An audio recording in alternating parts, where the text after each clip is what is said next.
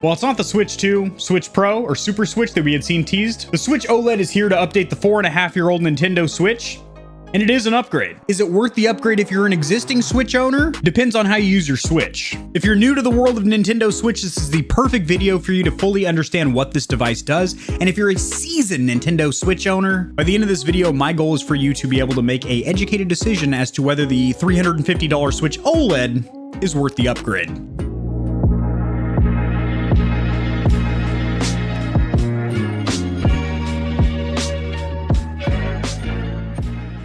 The Nintendo Switch OLED, which is on that TV over there, which is obnoxiously flickering because this is a 60 frames per second camera and a 30 hertz TV. Let's not. So the Nintendo Switch has been out 4 years, 8 months, and 2 days as of making this video, or at least recording it. It might go live after that. The Switch OLED over here came out October 8th of 2021. Now the Switch OLED is becoming more readily available. Same thing with the PlayStation 5 and Series X. The Series S has been a little bit more readily available for about 3 or 4 months. I have seen them sitting on the shelves of Walmarts and Best Buys. But because a lot of Switch owners are currently upgrading to the OLED, you are going to find a surplus in the used market, i.e. Facebook Marketplace, Craigslist, if you have hobo stab insurance, and eBay for my fellow boomers out there. Now, up until about a month ago, the Nintendo Switch was absolutely slapping the Series X and PlayStation 5 when it comes to sales numbers, which is incredibly impressive considering that as a 4.5-year-old console that was underpowered graphical and processor-wise in comparison to the PlayStation 4 and Xbox One, and definitely the new offerings from Sony and Microsoft. But sheer graphical power is not what has made any Nintendo console successful in the past. For example, the Nintendo Wii was the best-selling console of the 7th generation, outselling the 360 and PlayStation 3 by a substantial margin, and the graphics look like mid-90s Cartoon Network. It was doing something unique. It was introducing motion sensing controls that were semi-accurate and actually very intuitive and user-friendly, making gaming approachable for everyone, even non-gamers, getting Nana's old dusty ass up off the couch to crack her hip a little bit and get some exercise. The Wii U, granted it was a failure because a lot of people thought it was just an add-on for the Wii, was a tablet-style device.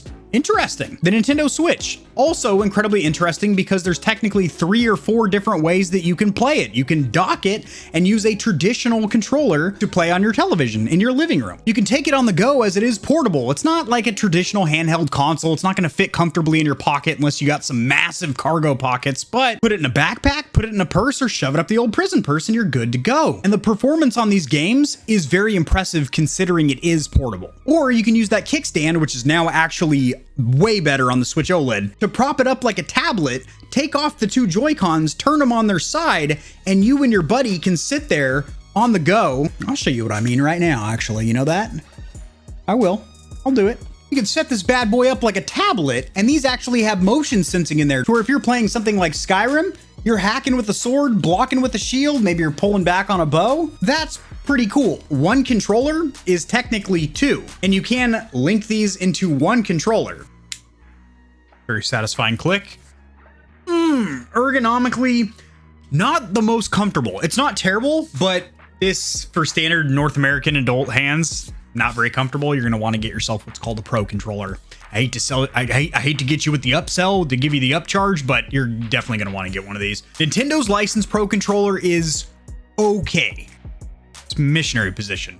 It's tried and true classic. It gets the job done. There are third-party controller companies out there like PowerA, as well as this Big Juan over here, which is a really weird name. I mentioned that during my review. This has like paddles on the back and gyroscope motion sensing and a bunch of other crap, multiple vibration modes and turbo function, and it's literally the same price as Nintendo's controller. I'll have the review of this bad boy linked in the description below in case you actually pick up a Switch and you're like, well, I need a Pro controller now. Like, this will get the job done, but this is a whole hell of a lot better.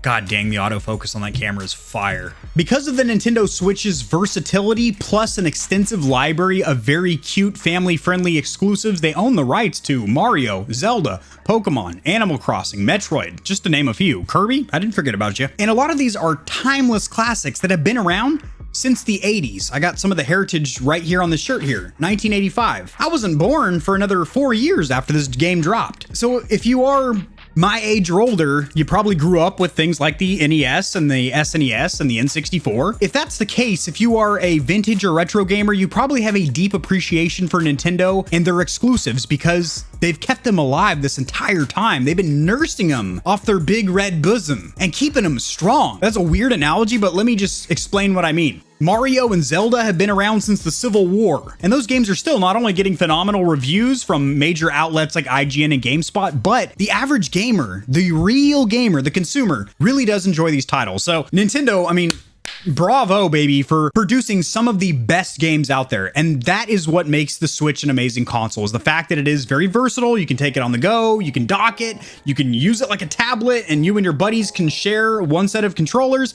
And they have an insane library of really, really good games. History lesson out of the way. What's new about the Switch OLED versus the original Nintendo Switch? Well, the original Nintendo Switch has a 6.2-inch LED backlit screen. The new Switch has a gorgeous 7-inch OLED or organic light emitting diode screen, which has smaller bezels around the outside of the screen, which makes the screen look bigger than it even is. It gets noticeably brighter and colors are more vibrant, and most importantly, you can get those inky blacks because instead of having an actual LED light that has to shine through the screen to project an image, to make the image visible, each individual pixel lights up as needed. So the screen basically turns completely off in certain areas in the screen that are supposed to be dark, and it looks amazing. Other than that, is that the only difference? Not quite. That is the most noticeable difference, but there's a couple of other differences. Nintendo has reworked the speakers. Now they do get a little bit louder and less distorted at maximum volume. I didn't notice a huge difference, and I've been specifically testing, like maxing out the volume and playing games to try and notice a difference, and I haven't really noticed the difference, but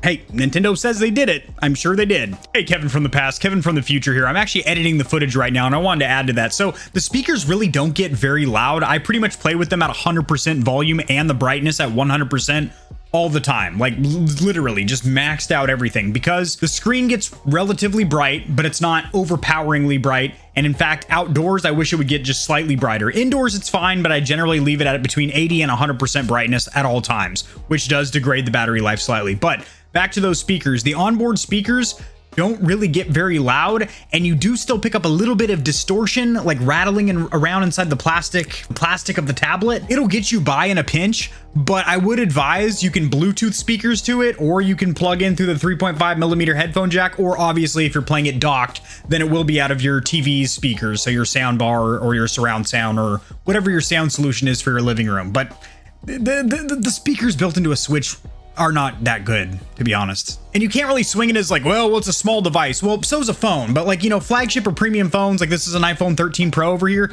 This is louder and more deep and rich sound-wise than a Switch. So there's really no, it's not a size thing. It's more of like a cheap parts kind of thing. The next one, and this is actually a very, very good upgrade, and it's something so small, but so appreciated. And that would be the kickstand back here. It's now the entire back here, super adjustable. I do wish they had some rubberized feet on the back, but that's okay. But now it's this whole piece instead of just the tiny kickstand. And if you are setting this up like a tablet on your desk, that's very nice. The internal storage has been doubled from 32 to 64 gigabytes, which is still relatively small. However, so are Nintendo Switch game files. Not to mention, if you are new to Switch, this is what the games come on, a little card like that, a little cartridge. Kevin, it's me again. You're doing a great job, bud. You're one of my favorite YouTubers, but I need to go ahead and add on to, or caveat to what you're talking about there. So the storage, I strongly recommend that you buy games on the actual SD cards. You buy physical games. You do not buy digital games and install them, because even with that 64 gigabytes, it will fill up incredibly fast. I have the BioShock collection, which is only 3 remastered titles. That would have already exceeded a standard Switch's 32 gigabytes and is 6 gigabytes away from tapping out the internal storage on my 64 gigabyte Switch OLED over here. What I would recommend you do is get the physical cartridges, and not because of the fact that you actually own a physical product that you can trade into GameStop when you beat it, or you can give to a friend or family member, or you can sell to somebody online, as where you can't do that if you buy a digital game. It's just locked on to your Nintendo account, but because the internal storage on a Switch is not good. Also, something I do need to mention is that the save game files are actually stored on the internal storage, not on the actual cartridge, like old school Nintendo handhelds like the DS. So your games aren't completely self-contained on the physical cartridge. They do save your game files to the Switch, which I think is kind of weird. I'd like if it was on the cartridge. But if you are going to own several games, especially digital-only games, you will need to insert a micro SD card, format it to work with the Switch, and then that's going to be your expanded storage. Next up, the dock now does have an Ethernet port, so you don't have to be stuck on Wi-Fi when you are in the house, which is great in case you're doing some competitive Smash tournament or something like that. Your internet's not all over the place. And also there's a new color option, which is the one that I have right here, which is kind of a flat matte white, which I think looks really good. Granted, there are some really nice looking limited editions like the Animal Crossing one. And there are companies out there like Dream Controllers that make custom painted docks and Joy-Cons. I do have a link to those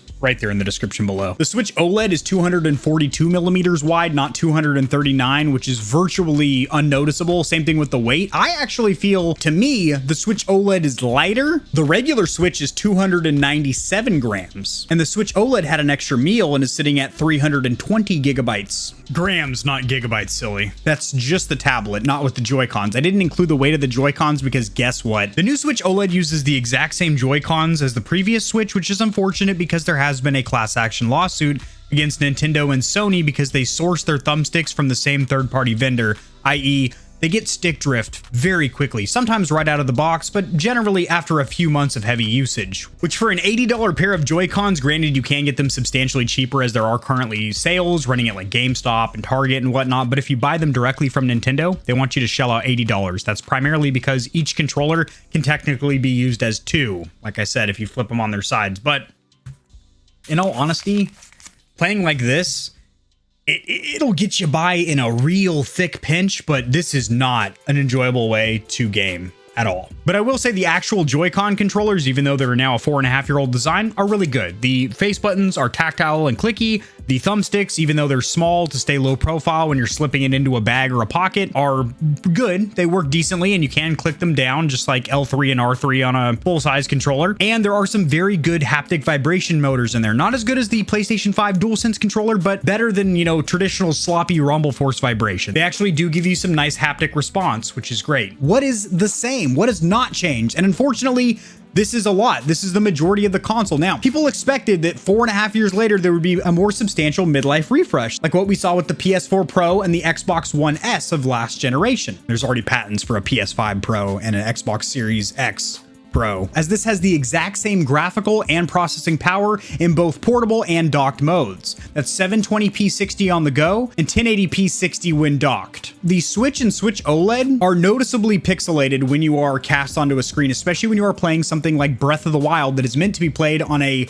6.2-inch screen at 720p. You stretch all those pixels to a 65, 75-inch, whatever TV you have, it is noticeably quite pixelated. So some of the rumors that have been tossed around was a 900p, so just under 1080 in portable mode, and then in docked mode, a 4K 60 upscaled, similar to PS4 Pro-like performance. Unfortunately, we're still on a custom NVIDIA Tegra X1 chipset, which is basically an APU, so think of it like the processor and the GPU meshed into one component called an APU. Technically, the performance is identical to a Switch. That leads me right into the next section of this video, which is this worth the upgrade if you already have a Nintendo Switch? And this is going to start a line of questioning for me. The first one would be, how do you use your Switch? If you use it primarily portable, yes, this is a very noticeable upgrade. The OLED screen is bigger, has smaller bezels, gets substantially brighter, which is very nice when you're outside sitting at a bus stop or something where the sun's beaming down on you. Darks are darker, brights are brighter, colors are more vibrant, and the bezels are smaller, the screen's bigger. Now, if you use this primarily as a home console and 90 to 100% of the time you use this bad boy docked and paired up with your television, the only difference here you're going to notice is the Ethernet port, which a lot of people probably won't even use anyway. So if you use your Nintendo Switch primarily as a home console and occasionally take it on the go, then I would say absolutely not. It is not worth the upgrade. And addressing that first camp again, the people that primarily use this portably or on the go, what games do you play? Because there's a lot of games that besides the screen being bigger,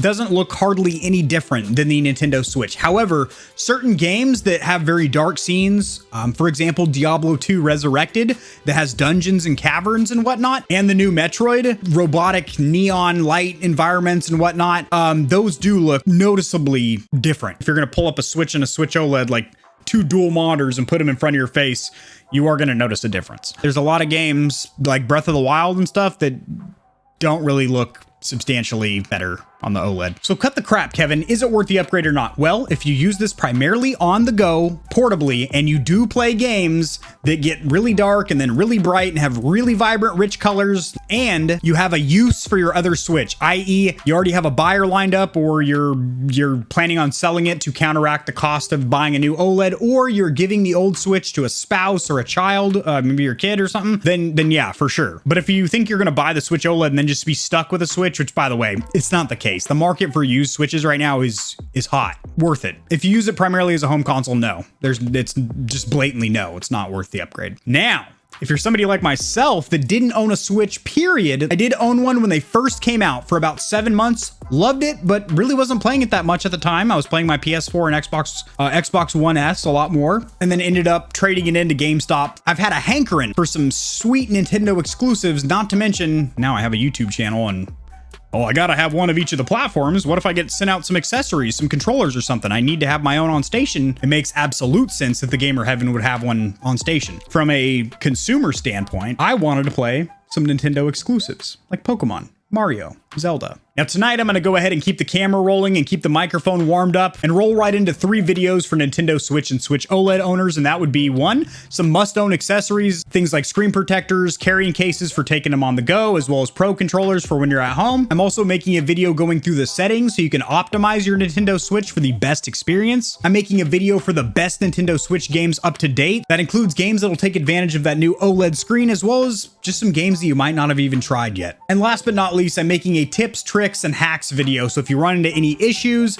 or you're having a constant problem with your Switch, I might be able to help you out. So my final verdict on the Switch OLED. If you're trying to get into the Nintendo ecosystem, now is the time. This is definitively the best version of the Switch out there. And it's only $50 more than the original Switch at $350 US. So if you don't own a Switch and you can find one of these bad boys for retail price, I would go ahead and pick it up. And keep in mind, what the Switch does great is party games. So whenever you host a party, people will walk right around your PlayStation 5 and just walk straight to the Switch. Why? Because it has fun party games where up to 6 people can be bouncing around on screen, playing Smash Bros or Mario Party. It's just a good time. And the fact that you can take this bad boy on the go, you can be playing a game with a full-size controller on your couch, on your TV, and then pick up your progress and take it on the go with you. That's really cool. And Nintendo has an insane library of games. Good games, real good games. There's going to be a ton of Nintendo Switch content right here on this channel in the very near future, so make sure you subscribe if you're over there on YouTube, make sure you follow if you're over here at Facebook Gaming, and I'll see you tomorrow because I upload daily. Peace.